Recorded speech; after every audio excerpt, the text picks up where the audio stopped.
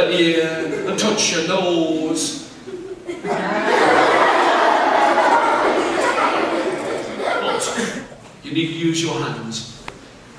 Because there was a boy doing the same as me, and he was tall and he was strong, but this boy did not know what it was to be frightened. And all of his friends said, "You do not know what it is to be frightened." And the boy said, "No." Do that with me. The boy said, "No.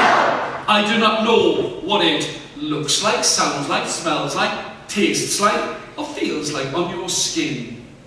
Soon don't know. Ready? I do not know what it looks like, sounds like, smells like, tastes like, or feels like on your skin. "In that case," said his friends, "dance in the tree." And the boy climbed to the top of the tree. "You are very good at this." And he climbed, do it. And he climbed to the top of the tree. And when he got to the top of the tree, they said, "Do you feel scared?" Repitan. "Do you feel scared?" Ready? 1, 2, 3. "Do you feel scared?" And the boy said, "No." Ready? 1, 2, 3. The boy said, "No." Are you ready? Here we go.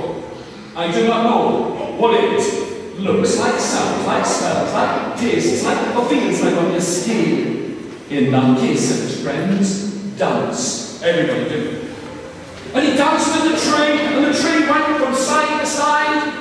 Are you ready? They shouted up, "Do you feel scared?" And the boy said, "No." Fantastic. And when he got down, he had had enough. Do that with me. He had had enough. And he took everything he would need, and he put it in a pack and a sack at his back, and he walked away from that place. And he asked everyone if they knew what it was to be frightened. And they all said, "Of course we do. We know what it is to be scared. Everybody gets scared sometimes." But one night, when the snow was falling and the moon was in the sky like a great silver coin, he saw that there was a fire. And standing around the fire, there were men. And the men were standing in a circle about that fire. They had swords in their hands. They had pistols in their belts. And the boy pushed through all of the men, and all of the men gasped. They couldn't believe it. Here was a boy standing there, and they with the swords and the pistols in their belts. The boy warmed his hands. The men looked at the boy. The boy looked back. He said, "What? What's the matter with you, you boy? Are you not frightened when you see our swords, when you see our guns?" And the boy said, "No. I'm not frightened of you." And as he looked, he saw that there was a chair. A chair that was made of gold. Make gold with me. Well done, that boy there. A chair that was made of gold. It was covered with silver.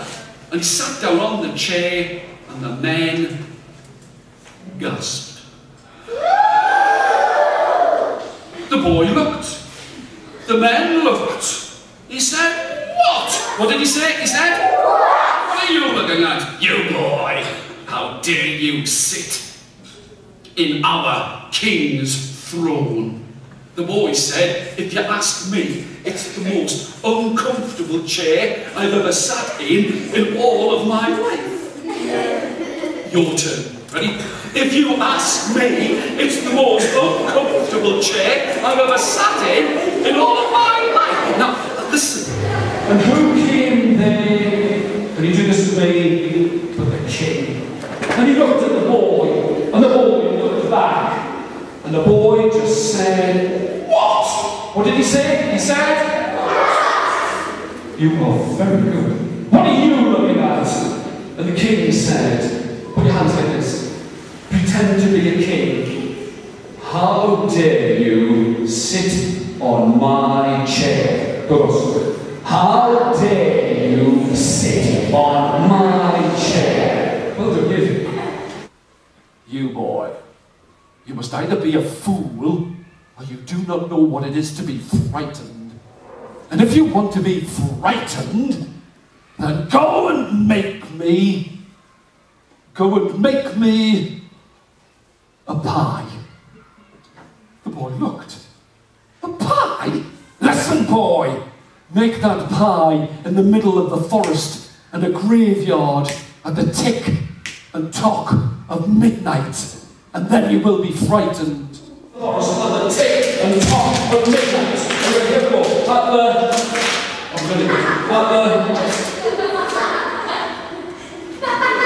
At the tick and tock of midnight, and then you will be frightened. Put your teeth together like this. The boy said, I hope I do. Do that with me. I hope I do. And he went through all of the men, and all of the men gasped. Who were they? They gasped. And down the mountain he went, and he saw that there was a tree, and another, and another, and another, and another. And he came to where there was a graveyard. And in the graveyard there were gravestones. Some were broken, some pointed this way, some pointed that. But on one that was like a table, he made a fire. And on top of the fire, he cooked the water, the flour, the vegetables, the meat, and he made the pie. But at the... I know where you live. at the tick and tock of midnight, a voice came from behind a tree and said, "Is that pie for me?" And the boy said, "No, I do not make pies for strangers." And then a hand reached towards the boy, and as it reached towards the boy, so I love the fact that she hasn't moved at all. The boy took a spoon, put your hands like this. The boy took a spoon and he whacked it.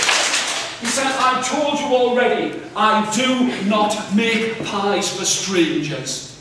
He picked up the pots, the pans, the pie, and went back up the mountain, and he pushed his way through all of the men, and all of the men gasped.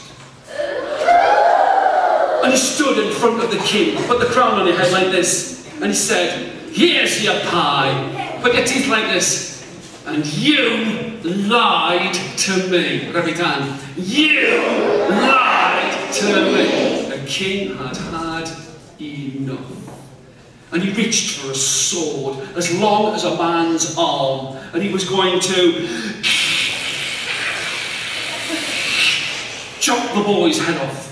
But the oldest of all of the robbers, for that's who they were, went like this.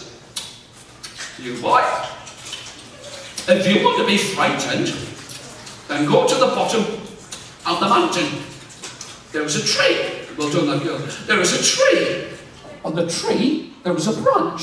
On the branch, there is a swing. And underneath the swing, there is a great pool of water.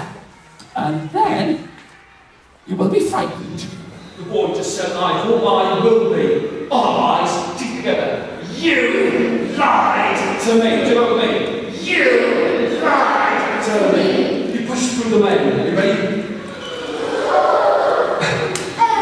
You do that so well. And down the mountain he went, and he saw that there was a tree. Look at that tree with me.